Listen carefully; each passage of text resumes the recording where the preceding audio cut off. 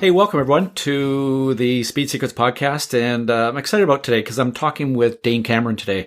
If you don't know, I'm pretty sure you do, but Dane is the reigning IMSA WeatherTech champion alongside his co-driver at Team Penske Acura, Juan Montoya. I've heard of that guy before, and that's a title actually he's won in the past. I think Dane, it was back in 2016. You also won an IMSA GTD championship, and I know you won a Formula Mazda championship years ago. So you've done a lot of things. So welcome to the show, Dane. It's great to talk to you again. Yeah, thanks so much for having me. I really want to kind of, I don't know, I want to dig into, I love talking about driving and the technique and everything, and I want to pick your brain a little bit on your driving technique. But I'm going to ask you the question that I'm sure you've been asked just a gazillion times by now. What was it like when you got the call from Penske to go and drive for the captain? Oh man, yeah, pretty kind of surreal in a way.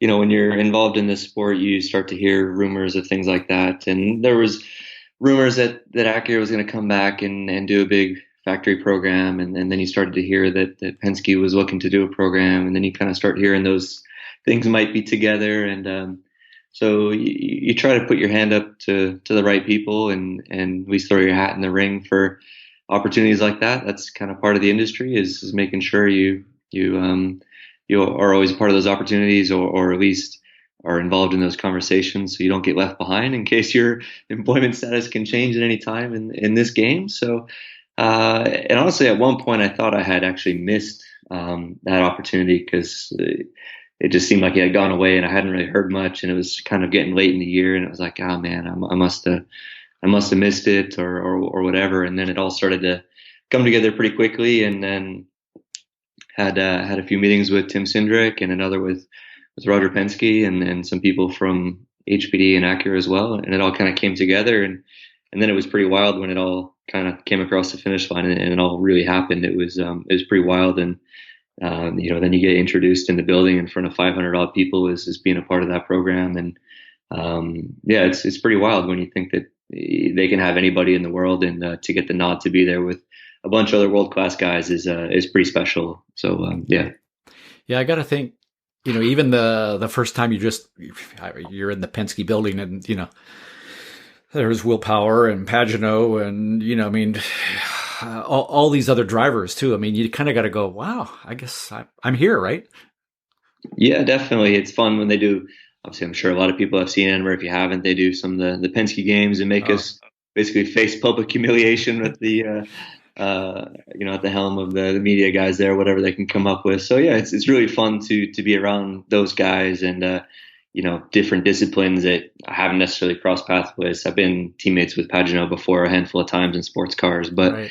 For the most part, the rest of the guys, I'd never even met them before. Guys like Juan or Elio, I'd really never crossed paths being in sports cars while they were in IndyCar or wherever else. So yeah, it's pretty cool to be amongst them all and get to know them all a little bit. They're all a bunch of really good guys, a lot of fun, and it makes for a cool environment there at Team Penske. Can you tell us what Roger Penske's first words were to you?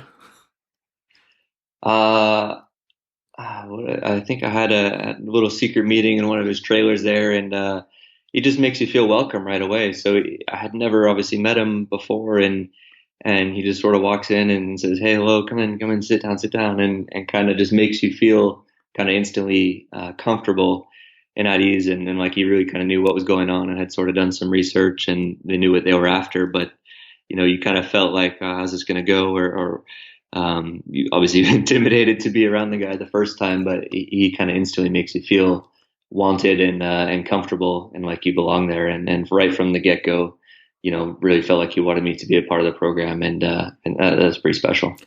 I got to think that's one of the reasons he's been as successful as he is the building of the team like that. So yeah, I mean, I think it's pretty wild. Obviously, he's very well respected through all forms of motorsport, and when you really get to interact with him and spend some time with him and see the respect that he kind of commands is the wrong word, but just sort of receives from people, is really cool. But you see why he's earned that over so many years. It's really the way that he treats people, and he gives as much respect as he gets back, for sure.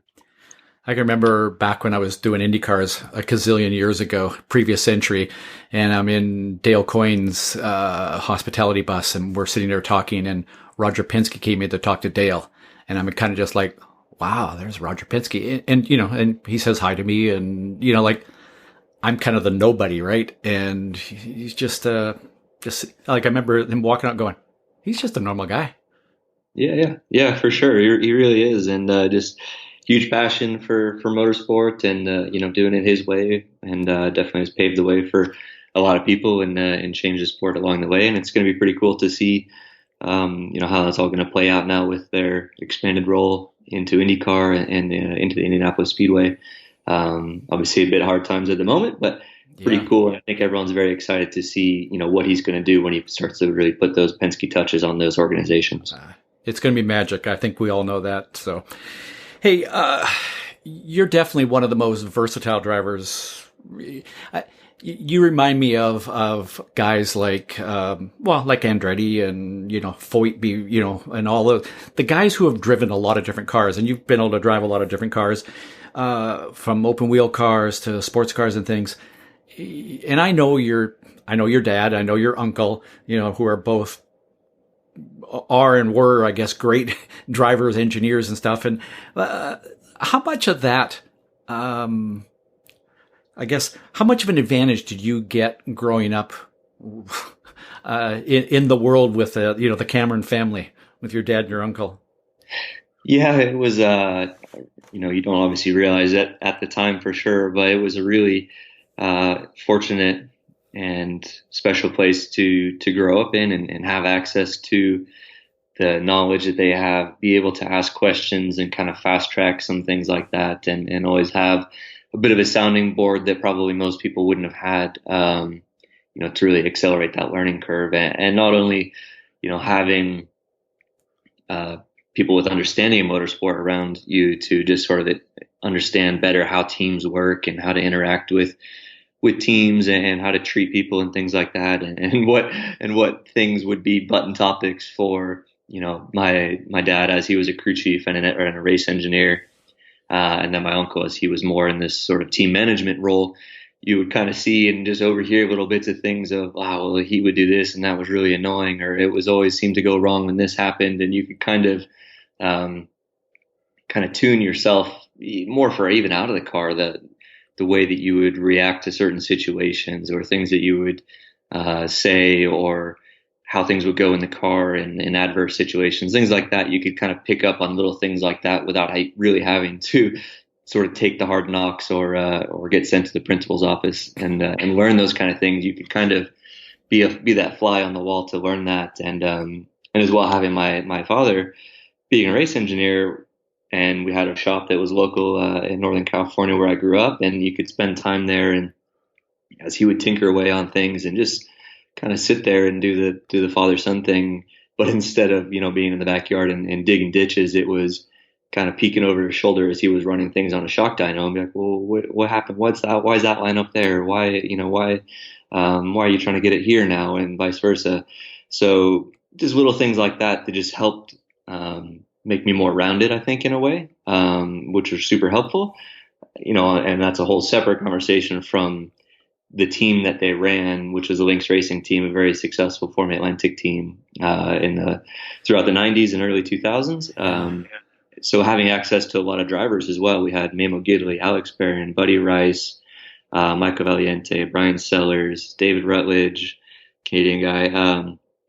So a ton of really high caliber guys that basically lived in Northern California and were hanging out at the shop and were hanging out at the same go-kart tracks that I was at. And obviously, if my dad was home to run me in the go-kart, then so were those drivers a lot of times. So definitely a lot of great exposure that I was really fortunate to get to at a young age, I think, just to accelerate my progression a little bit for sure. So very, very lucky indeed.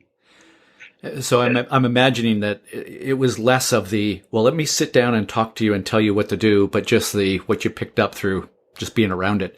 I got to think that, think about Michael Andretti, the lessons he learned at the dinner table as Mario was talking, right? It's that kind of thing.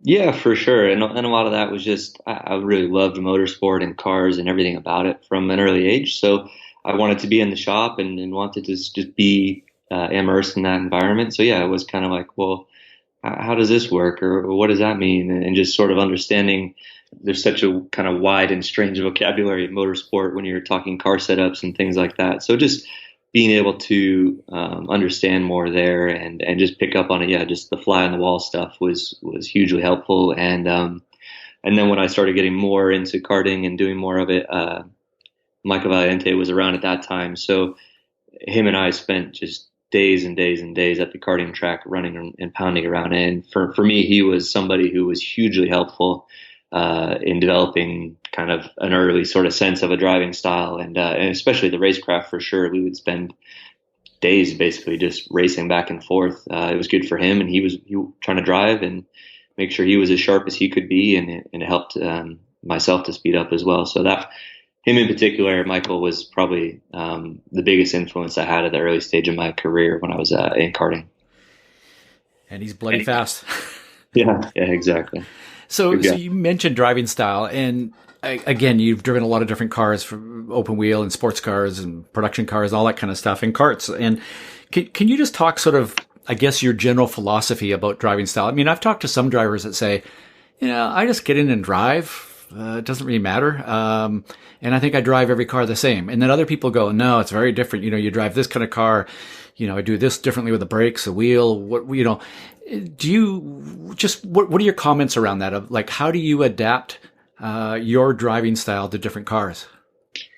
Yeah, for a long time, I didn't really feel like I had anything in particular, and I don't think in a way I focused too much on it. But yeah, I think you really start to understand that you like to drive a certain way, or I like to use the pedal a certain way, and it's less. I think it's become less about the way I want to drive the car and more of the way I want it to feel, so that I can get the most out of it, as I think the way that it's kind of become. And that way I'm able to not really be too stuck into like, I can only drive this type of car because it only suits the way I like to drive, if that makes sense. And it's been, because obviously it's quite a big difference when you race a touring car, which has 0 downforce, versus, a prototype with a few million pounds of downforce. But if I can get kind of a similar feeling in a way from the cars, which seems really strange to say, but if I can kind of get that feeling that I like, then I can make the car do whatever I want, and then I can kind of make the big lap time that I want. And I've seen kind of a similar thing really with Juan, and he's a good example because he doesn't really have a driving style in a way. He's one of those guys who's very flexible and able to just adapt to whatever the car can do or the car needs. But he knows what he wants from the car, and if you give him what he wants from the car, then it's big lap time. So he's been probably the most interesting case in that regard, of really good at just being able to adjust the way he uses the pedals to manipulate the car, that type of thing. Where, yeah, as you say, a lot of guys can get really stuck into, I only use the brake pedal this way, so that's sort of how I drive. Some cars I go fast, some cars I don't. So you need to have that flexibility to adapt in that regard. So for me, my focus has always been making sure I have a good enough kind of rear security on the way into the corner that I can attack the brake zones the way that I want, but not having so much rear security that you can't turn the car in the centers of the corner. So trying to find this balance of having the rear kind of just on the limit on corner entry, but having a really strong front end still to take advantage of that good rear on entry, because that's kind of the point. You need the rear to be stable on brakes so you can attack with speed, but you can't use the speed if you can't sort of turn and continue the corner in the center. So I've kind of had the focus maybe a little bit more on that and less on the fact of I need to make sure that my brake traces and steering traces always kind of look like that, because you need to be, flexible in a changing environment of a sports car race. When you talk about Montoya, I mean, I think through, definitely when he was in Indy cars and then into F1, I mean, I don't think there was many guys that ever, could just feel that edge of a limit of the tire as well as he could. And still does, I guess. And I can remember standing on the outside of turn 3 at Laguna Seca, years ago when he was driving Indy cars, and watching him come into turn 3. And, every car I've ever driven at turn 3 at Laguna pushes. And he would come into that corner and just carry so much speed into the corner and actually turn in earlier than most drivers. But in the middle of the corner, it was like he made the car change direction quickly. And I always thought, it's something to do with how he's using the brakes to get the car to rotate further into the corner than most drivers did. And I guess it's just his feel for that limit and then making the car do what he wanted to do. Does that make sense? Yeah, I think what I've been impressed with is his understanding of what he needs from the car. And I think that becomes more important, as you progress up a ladder, let's say, as you're a young driver, for example, for that, or even anybody gaining more and more experience. Eventually you start to know what you like and what you need. And if you're leading a team or you're the only, pro driver on a team, for example, it's fully up to you to know which direction the car needs to go, setup wise, and what you want handling wise to be able to produce lap time, not only for one lap, but for a race distance. And, Juan has a very good feel for what he needs to adjust to get what he wants to make lap time. And for him, if he can make the car turn quite a lot in the center of the corner, he's very, very happy and usually very quick. But he does a really good job at adapting and learning and trying things as well, which is another sort of critical thing that sometimes people struggle to learn that habit or that technique, if you will. A lot of times people focus so much on consistency that sometimes they struggle to progress or struggle to adapt. And they just do the same thing every time. And then you go the same lap time always. And you kind of end up stuck there. So you need to find a way to be comfortable changing the way that you drive slightly and, testing things basically with your controls in the car, especially in a type of car where you're very limited in terms of setup changes or in-cockpit adjustments, things of that nature. Really, the only tools you have to adjust the car balance are the steering wheel and the pedals and your hands and feet and being able to manipulate the weight and manipulate the car. So he does a really good job of, well, if I use the brake this way, then the car does that, or I turn a little bit like this and the car does that. So, and oftentimes at certain tracks, that can be a corner by corner thing. So again, that kind of circles back a little bit to sometimes if you're too stuck into a particular driving style, you can pay a penalty. So you need to have a little bit of flexibility there to always be on your toes and always be adapting to what the track needs or what that particular car needs, that you're in. So I'm wondering if you can give us just a little glimpse into, your teammates and, the Ricky and Elio and the other car. Any surprises? Like when you look at their data versus yours and you kind of like, whoa, I didn't think you could do that. Or really, they're not doing that. Like any of those surprises in there? Not really. What was surprising was, the way that Elio is able to learn from other people is very good. And I think that really makes a lot of sense when you look back at his time in IndyCar in Team Penske and the number of teammates, not co-drivers in IndyCar. Yeah, the teammates that he would have had there was, Will Power would have showed up, and then Simon Pagenaud and DeFerrin and all these, top level guys. And he was able to sort of hang in there, and always, anytime a new guy came who was supposed to be, the next hot shot or whatever, Elio would raise his game and continue to match and beat those guys and have that incredibly long career in IndyCar. So what I think really enabled him to do that is, the way he's able to learn from them and adapt and take things in a sense. So, he's very good at looking at the data and seeing if he gets beat in a particular corner, he's able to immediately sort of adjust the way he was driving and kind of match or even better that target. So he's very, very good at that. There's a lot of people sometimes who, obviously with data now, you can see everything and more than you could ever want to see. Yeah. So it's one thing to say, okay, he brakes 10 feet earlier, his minimum speed is 3 miles an hour faster, whatever the number is, but then being able to actually adjust that correct amount without overdoing it or overstepping. And he's been really impressive with that. And then, And then he's always good for a couple of Hail Marys in qualifying, where it just sort of comes out of nowhere and just finds 2/10 in some corner that everyone's been the exact same speed, and he'll do it one lap in qualifying and just blow everybody out of the water by like 2/10, and you have no idea where it came from. Can never do it again, but he's able to make it work in qualifying. So he's definitely kind of the qualifying specialist there when it comes to that kind of stuff. So that's been impressive for sure. And I mean, everybody at this level is very, very good. You just start to see and pick up little things from different guys at different tracks based on their experience or their success there. You'll learn different things about corners, or mainly different approaches to a corner really than you would think, as opposed to, big global differences in the way you drive the car. It's more like, oh, well, I didn't really think to try that gear or that line or that kind of thing, because some of us have been going to these tracks now for 15 years or whatever, and you just thought, I've always driven, whatever, Turn 5 of Road America that particular way. I've never thought about driving it that way, kind of thing. So, and again, that just comes from all of us have a slightly different background, have different cars, or have stolen these techniques from a different teammate or co-driver somewhere else along the lines. Right. Can you give us an example of that?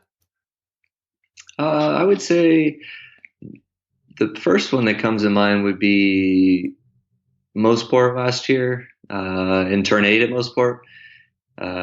Elio and Juan had never been there before, so they kind of struggled the first year we went. It's a pretty intimidating place to go there, even for a couple of Indy 500 winners. And we were all pretty similar, and then the tire changed. And then when we went back last year for a second trip with the Acura, Elio went out and was pretty determined to figure the place out and make a step forward on his pace. And he was basically humiliating us in Turn 8 at Mosport, and pretty much caught us all with our pants down. He was so much quicker than us, and and then we all had to go back to the drawing board and pick out the data and be like, oh, okay, so he's doing that on the brakes and this gear. Oh, okay, and then everyone else had to kind of work up to it. But he went out in about 2 laps, just blew everybody out of the water in Turn 8, and we all had to kind of step up from there. But that was kind of a pretty good one, where it was like, where did that come from? Right. How did he just do that? And 3 out of 4 guys were basically the same speed, doing the exact same thing. And one guy, I don't know if he just sort of forgot what he was doing the year before, or if he just sort of shifted in there and it kind of worked or whatever. But that was kind of one good example that just sort of moved the needle for the rest of us, and we all had to kind of catch up after that. Wow. Elio reminds me of a driver that I don't want this to come across the wrong way, but there are some drivers who are very analytical, thinking kind of drivers, and then there are some who they're just real brave. And Elio seems to be closer to that brave spectrum, on the end of the spectrum. And I'm not saying that he's not analytical, but there comes a point in time where I think, like you said, he just you kind of go, where did that come from? And is that him just getting brave?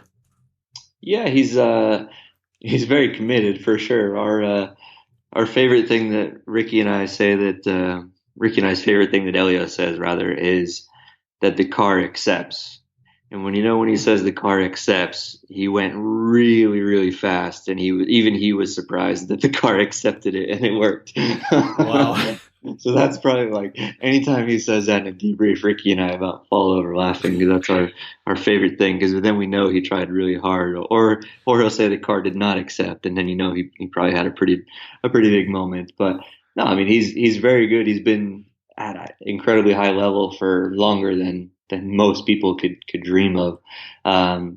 So he's very good at figuring out a way to make it work, and finding the last couple of tenths for sure, and picking up on all the details and really putting it together is what's very impressive. It's one thing to be brave and just be the best guy in one particular corner, and you kind of stuff the rest of the lap up. So he's kind of does a great job of really building a very good lap everywhere, and then kind of blowing one corner up and kind of smoking everybody somewhere. So still, you got to put the whole lap together. You can't just be good in one corner. But yeah, it's a little bit of a different style in that regard than a guy like Juan, who I always sort of say has a very good sort of motorsport brain, a way of really understanding the car, as a package and the race, on a whole. So you really kind of makes you understand why he's had so much success in so many different categories, which most people don't have, because he's one of those guys that just kind of gets it in more ways than one.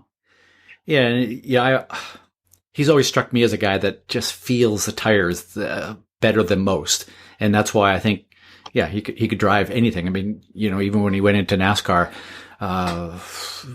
he was really good, and that's pretty rare when somebody can go over there and be that good.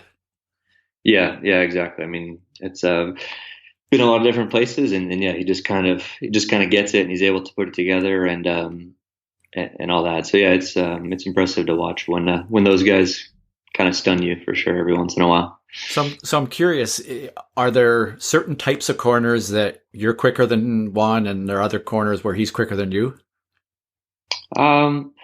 We've sort of agreed that more on some different tracks, I think, probably more than anything, of okay, this one is really good for you, so you're going to kind of take the lead this weekend, and this one's kind of my favorite, so I'm going to take it this weekend, kind of thing.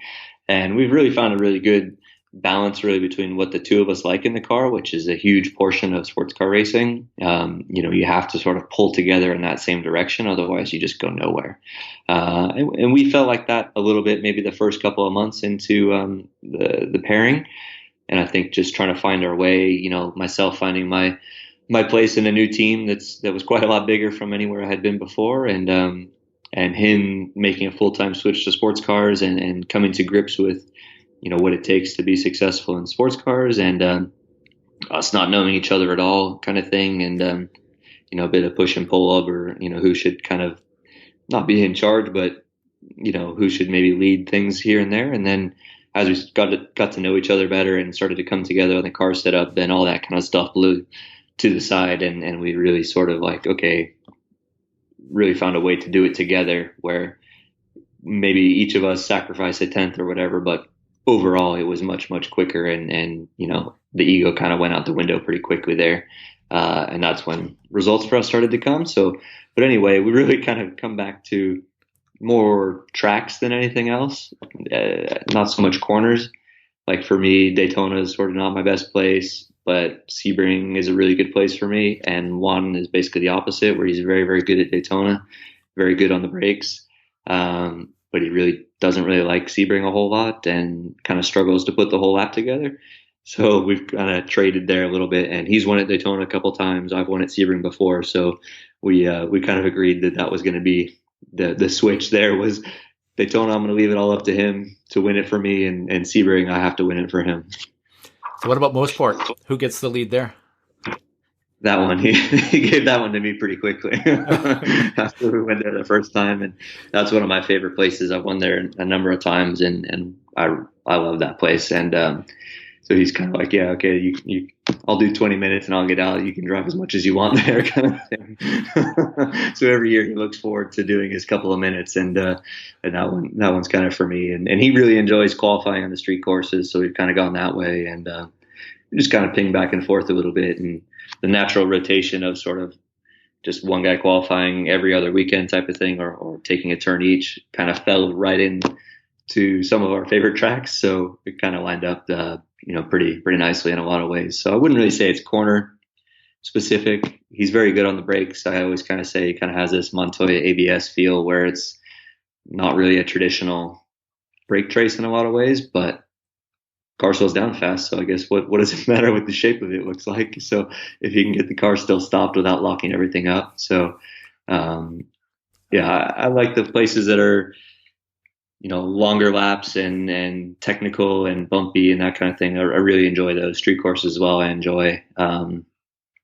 So I don't know if there's anything in particular corner wise, but definitely it's been a couple of tracks that we found out after the first year that was like, okay, definitely this one's for Dane, this one's for Juan, kind of thing. And it's not by much, but a small comfort factor and 0.2 a lap, if you want to call it that, it makes a big difference over a course of an endurance race. Yeah.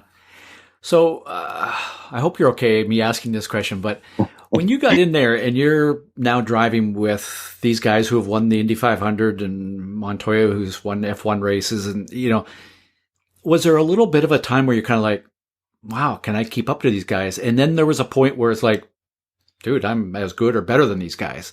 Like, did your confidence kind of change through that experience? Yeah, I would think so for sure. Anytime you go to a new team, it's a little bit different, and there's definitely always a slight kind of get to know you sort of phase on just fitting in and establishing that communication with your engineers, with your teammates, and all that kind of thing. And there's always a bit of a small power struggle, I guess, at the beginning through the get to know you phase of trying to size everybody up a little bit, I guess, is honestly the reality of it. So when you come somewhere new and there's a lot of new teammates and things like that, and you're trying to figure out where you fall on the totem pole a little bit, and it can be really hard to read at first because there's so many different things happening in the development cycle and tires and who's getting what and what time of day, and you kind of wonder like, okay, well, is he really good, or was that a good change, or was the track was there clouds right then or whatever, and just when you're not fully comfortable yet in the environment, you can't sort of fully unlock yourself to your maximum for sure. So at first, yeah, it was kind of like, okay, I've only driven with a certain amount of people. I've been with Simon before. I knew I can run with him and that kind of thing, but you never touched the other guys or been around them at all. So, once you started to get your bearings a little bit and make a few changes to the car that were, in your wheelhouse and things that I liked, and get the feeling that I wanted from the car, which I didn't feel like I had the first few days in it. And once I kind of started to get that, and honestly, it was probably till we did a mid-Ohio test the first year. So it was probably 3 races. I had already done 3 races and I wasn't fully comfortable yet in the program. And then after that, we had a really good test, a lot of good changes that I really liked.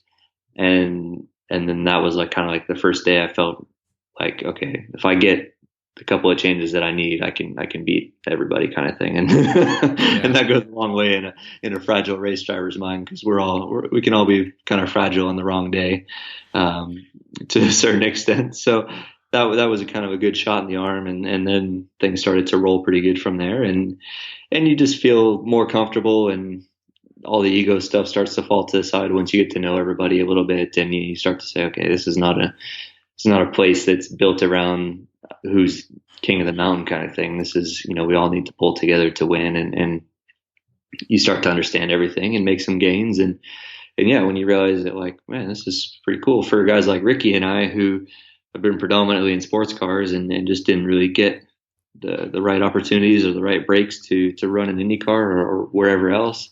And yeah, you can run with those guys, and we have Rossi as well, and we had Graham Rahal and Simon. So basically, pretty much everybody who's been in this car, aside from Ricky and I, is an IndyCar race winner or champion or a 500 winner. So it's pretty stellar company to be in, and it's definitely can make you sleep a little bit better at night to know that you can beat those guys, or maybe you could have if you would have got those opportunities in IndyCar. Who knows, right? But it's cool to be that in an environment and be around those guys and kind of know that you can run with them, and you're not there to do your 20 minutes or whatever. They're gonna give you the car to finish the race and try to win the thing as well. So it definitely gives a little bit of confidence for sure to surround yourself with that caliber of guys like that. But I've always tried to do that with my programs, especially with some of the endurance guys. The last couple of years, we had had Simon at one point. We had Mike Conway as well in the Action Express program, and a lot of other good guys in the teammate car over there. So I think it's a good thing to do to bring guys like that can not only help you understand and give you some confidence that you can run with anybody, but to just to benchmark yourself a little bit and surround yourself with the best guys you can, to achieve good results. So there comes a point where it's like, almost like you don't have to prove yourself. It's not like you got to say, oh, I got to do this just to prove that I belong here. You just, hey, I belong here. But yeah, for sure. I got to think there is a point you're going, okay, so why am I not in an IndyCar right now? You've got to ask that question. Uh, you do every once in a while when you see somebody get an opportunity or whatever. A couple years ago, not so much anymore. Now that I'm a little bit older, and I think again going back to the way that I grew up around race teams and things like that, you kind of have a better understanding of the kind of the way of the world and how it works here. It's not obviously not traditional as we know. So just because you are quick in some formula or able to be as quick or better than this, that, or the other guy doesn't mean you're going to get that opportunity because that's just not quite how the sport works, unfortunately. But it definitely gives you some some solace for sure to know. But hey, that's just the way that my career unfolded, and there was many guys who were nowhere near as fortunate as I was to have the opportunities that I had and have the success that I have had. So again, it's sort of twofold. Is you always kind of want the little bit bigger fish, and it would have been cool to try this or try that or do different things. But quite often I really think back to a lot of the guys that I raced with in karting that struggled to basically get past Formula Ford or even there. So in that regard, I still feel very fortunate that I was able to make it and earn a living here for 10 years now as a professional driver was kind of all that I ever wanted to achieve in a way. So I'm very happy that I was able to do that, and to add some success to it is kind of the icing on the cake. So yeah, you wonder every once in a while what could have been if things would have gone a little differently, or this sponsor would have come, or maybe if you had one more year at this level of single seaters, blah blah blah. But I definitely I don't lose any sleep over it for sure. But every once in a while when you're driving somewhere, you wonder. Yeah. So you've given us some really cool insights into your teammates and stuff. In the sports car world currently, who are some of the other drivers that you kind of go, whoa, that guy's good? Guy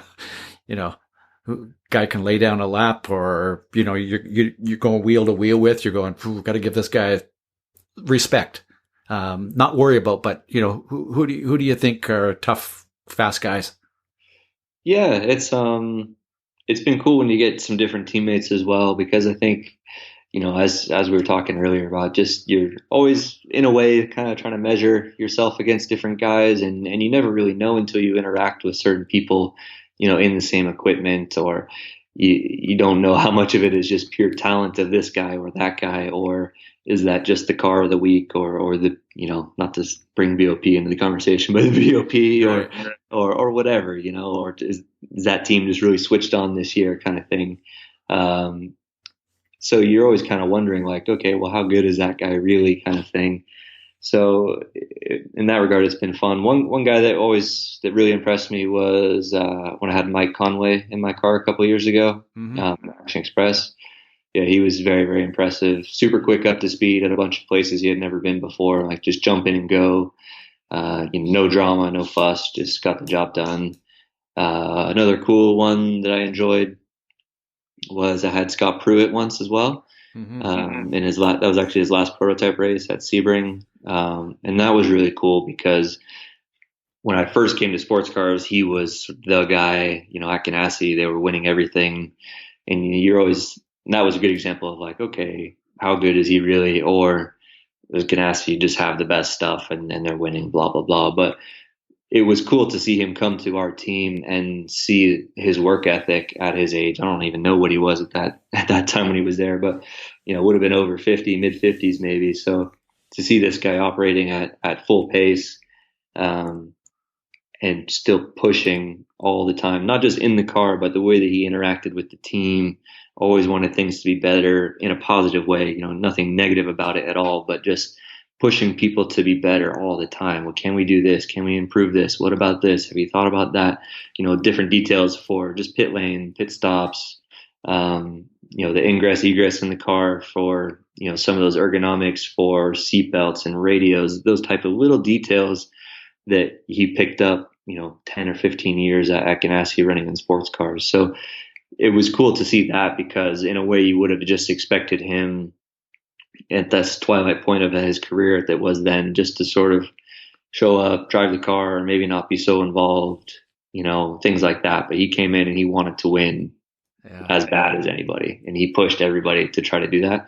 Even just being third guy doing 2 races with our team, he pushed like he was a full-time guy to make everybody better. So that for me was really cool to see that, and definitely gives kind of a different view in my eye to what he was able to accomplish in sports cars. He kind of makes everything make a little more sense when you see that firsthand of why they were so dominant when you have a guy like that pushing everybody behind the scenes.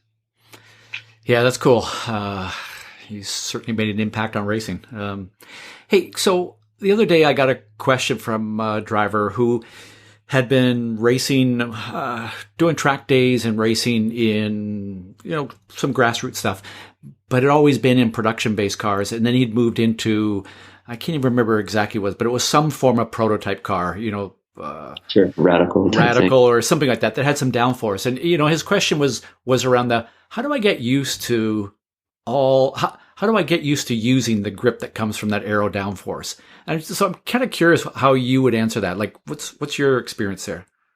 Yeah, man, that's kind of it's really funny in a way, because as I grew up racing go-karts, and if you're racing karts at a high level, they kind of all run soft tires these days. So you kind of grow up having more grip than you should more often than not. And most of the junior formula are kind of overgripped and underpowered in that way. And you always have downforce. The first example I remember having downforce, big downforce, where it was like you really had to use it, was when I raced Formula Atlantic cars, and we were testing in Houston. I was at Sierra, and I had Jonathan Bomarito as my teammate. We were at MSR Houston, really fast left-hand corner is like the first corner there. Yeah. And I was getting my butt kicked there. Like I was probably 15 miles an hour slower than Jonathan in this corner. And we had David Eppingham was our coach there at that team, and he would just beat me up all day. Just get off the brakes, get off the brakes, get off the brakes, trust the car. And I'm like, there's no way. Like I'm going this speed, I'm having, loose moments, this and this. Like I'm at the limit. Like I have no idea how he's doing that. And I don't remember what time of day it was, but eventually he kind of finally got it through my head, and he's like, just get off the brake, roll the speed, and everything will be fine. I was like, okay, whatever you say, Mr. Man. And cleared the brake, big more speed across the corner, and the car felt better. Yeah. Okay. That doesn't really make any sense. And then after that, like I was totally fine, totally committed all the time. But that was like the big light bulb moment of a big downforce tunnel car like that. So, but yeah, it is a big difference as you transition from a production based car with basically lift to having something that's pushed down, and the way that the car reacts is so much sharper that that people struggle to trust it in that way sometimes. So I think really the way is just to build up to it. So you start at whatever speed that you're comfortable at, and just try to kind of add more and more and more speed. And until the car starts to move a little bit, or obviously, ideally if the car should be comfortable, so you just have a small amount of understeer, right, to build confidence, is always my preference. So make sure you got plenty of rear wing in that thing, and you're comfortable, build up to it. And then if you start to feel the car kind of move around, then you're pretty close to the limit, but you kind of have to have a little bit more of something inside you that always makes you push for a little bit more, I think. So you have to always be kind of testing the limits a little more, where a car with no downforce is kind of always moving, so you sort of quite easy to build to the limit. Where a downforce car, you kind of, something might happen that could be small, and you kind of have to push a little bit past it just to make sure that that's kind of not the false limit, and you're not on just the tire kind of thing, and make sure you're pushing a little bit more, and then you get the floor, the wings activated there a little bit better. But you really have to be willing to push yourself, I think, a little bit more in a downforce car, be a little bit more committed, and have a little more confidence in that car to extract the maximum. Obviously, you want it to be confident, and if it feels really snappy or really sharp, things like that, then that's probably pointing that something is wrong, or that is the limit. And, that's probably a good place to stop. But if it's just a small amount of understeer, or you feel a little bit slow when you go back to power, just release the brake a little bit more. Don't necessarily, go way deeper into the corner, but just try a little bit less brake, keep the car a little bit flatter, in a little happier state and that type of thing, but use a little less brake to roll speed. I remember that was something that my dad would always beat me up with. It was like, well, you don't have to go deeper into the corner just because you want to go faster. Oftentimes that'll make you go slower because you're going to brake more, into the corner. So just brake at the same place. You can brake a little softer, and then the speed will kind of come up naturally a little bit that way.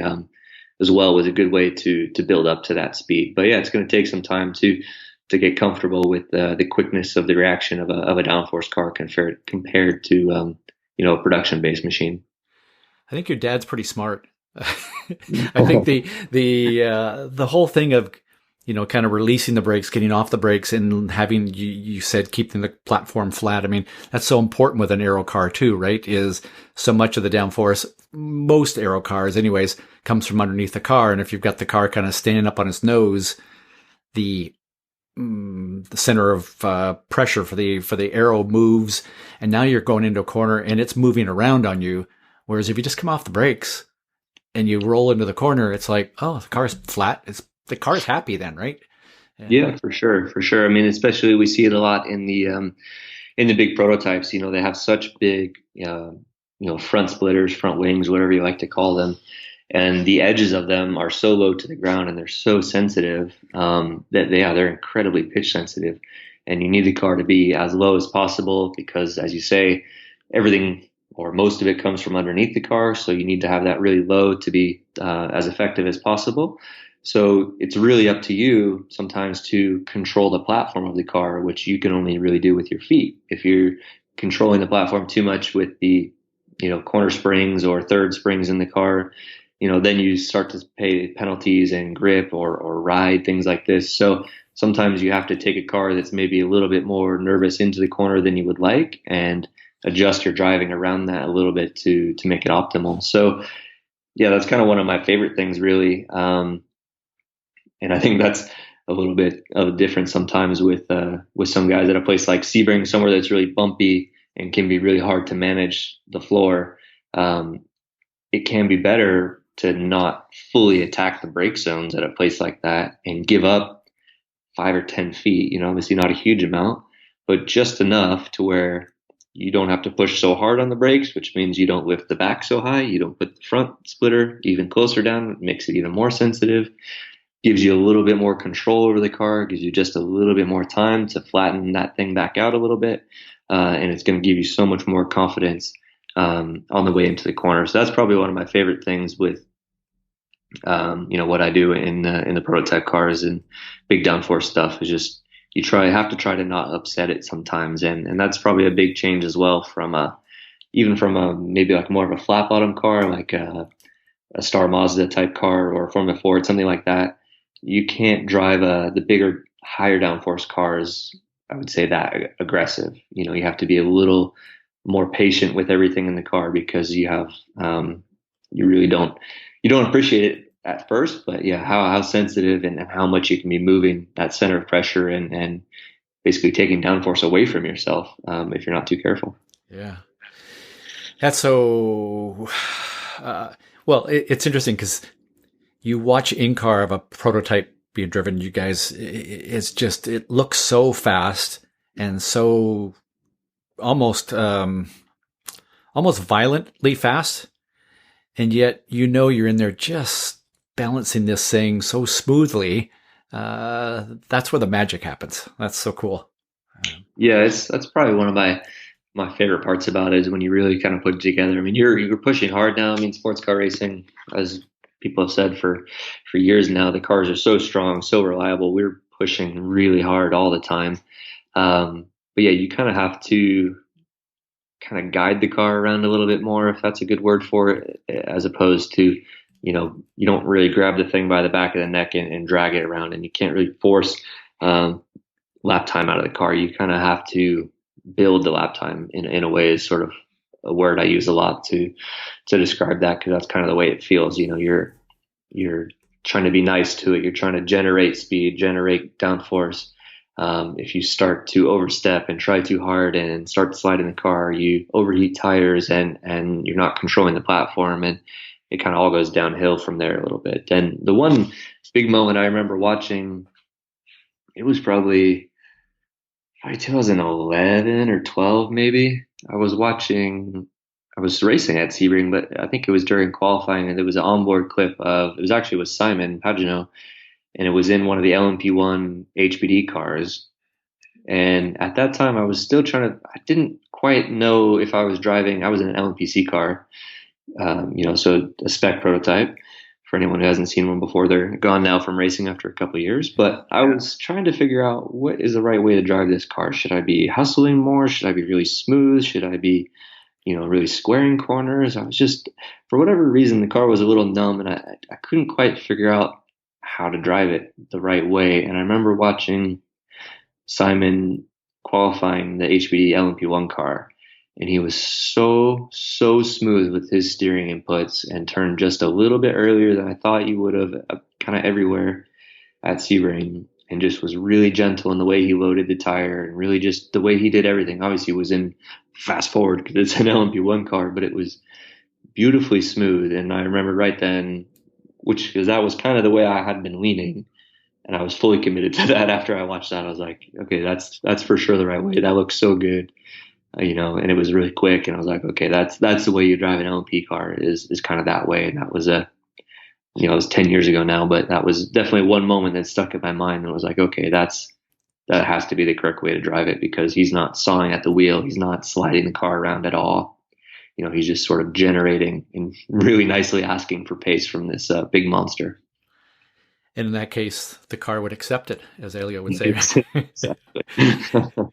So, Dane, put you on the spot here. One last question. What is your one piece of advice? I say what is your speed secret for listeners? What is the one piece of advice you'd give people listening to this that will help them improve their driving performance?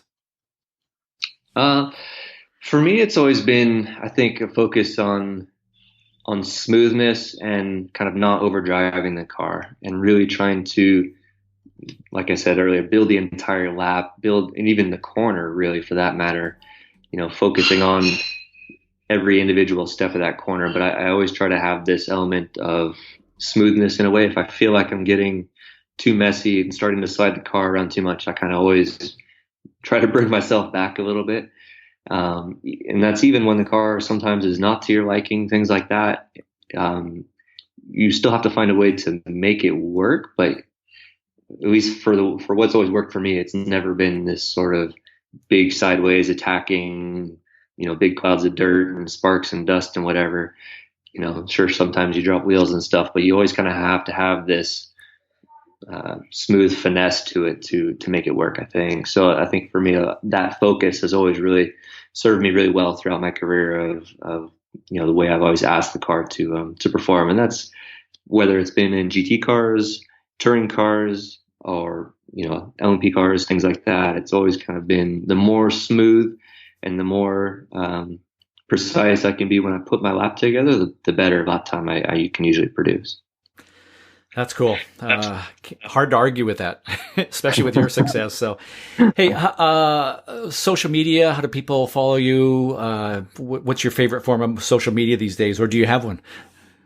Yeah, I don't think I really have one. I mean, we have everything. It's kind of the way the world we live in when you're a professional driver, right? Everyone has to have all the stuff. I use Instagram probably the most these days. Everything, whether it's Twitter, Instagram, Facebook, is all at Dane Cameron 19, the number I always ran in single seaters and go-karts. But yeah, I would be just as happy to go back a few years and get rid of all that stuff and not be buried in my phone for a little bit less every day. It's pretty addicting, that stuff, especially when you got nothing else to do during the day. But it can be good fun. It's fun to share some stuff outside the car as well, even if it's probably 75% of it's just me riding my bike and training for the races.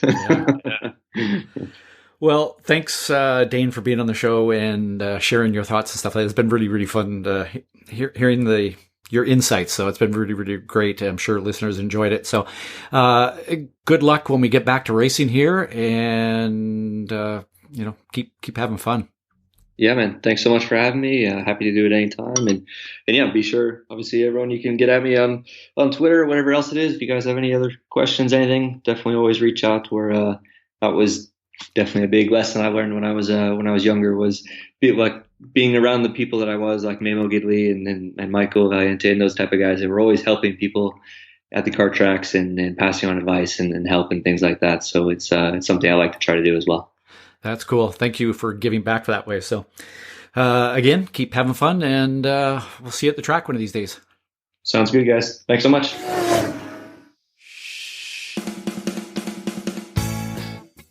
If you like this episode, then do yourself and Ross a big favor. Subscribe to the Speed Secrets podcast. You'll hear from experts on driving, engineering, brain function, and much, much more. Then share it with a friend or two, or three, or leave a comment, or suggest a guest. And be sure to come back for more interesting podcasts. As Ross always says, keep learning and having fun.